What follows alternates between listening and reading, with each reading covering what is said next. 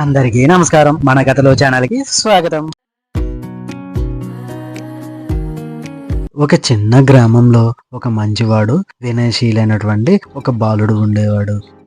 అతడు చదువులో కూడా బాగా రాణించేవాడు. అదేవిధంగా పెద్దల మాట కూడా వినేవాడు. అతడు ప్రతిరోజు పాఠశాలకు నడుచుకుంటూ వెళ్తుండేవాడు.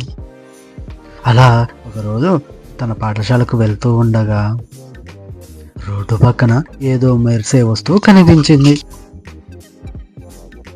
అతను దాని దగ్గరికి వెళ్ళి చూశాడు. అది డబ్బుతో నిండినటువంటి ఒక మనిషి పర్సు. అతను ఆశ్చర్యపోయాడు.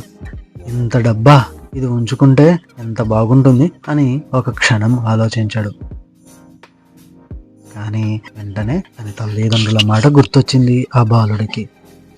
ఎప్పుడు నిజాయితీగా ఉండాలి. బాలుడు చుట్టూ చూడసాగాడు. ఎవరైనా ఈ పర్సు కోసం వెతుకుతున్నారా అని గమనించసాగాడు. కొద్దిసేపటికి ఒక వ్యక్తి ఆందోళనగా అక్కడికి వచ్చాడు.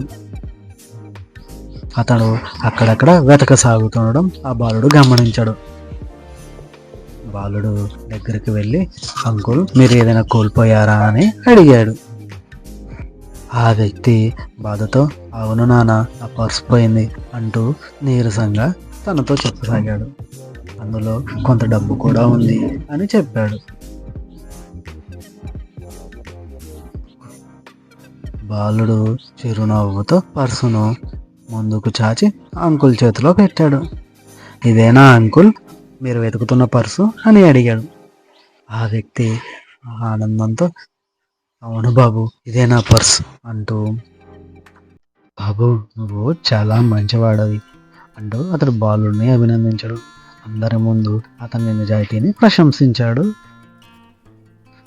బాలుడు సంతోషంగా, నేనేం చేయలేదు అంకుల్, మీ పర్సును మీకు ఇచ్చాను అంతే అని వినయంగా చెప్పాడు. ఆ రోజు నుంచి ఆ బాలుడు గ్రామంలో అందరికీ ఆదర్శంగా మారాడు.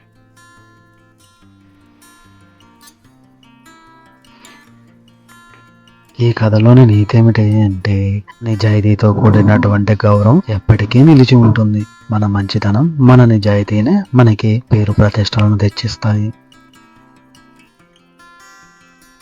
ఇది ఈ రోజు కథ. ఇలాంటి మరిన్ని కథలతో మళ్ళీ మేము ముందుకు వస్తాను. మా యొక్క ఈ కథల ఛానల్ మీకు నచ్చినట్లయితే లైక్ చేయండి, షేర్ చేయండి, సబ్స్క్రైబ్ చేయండి. అదేవిధంగా మీలా మరో నలుగురితో మన ఛానల్ని సబ్స్క్రైబ్ చేయించండి. ధన్యవాదాలు. ఉంటాను మరి.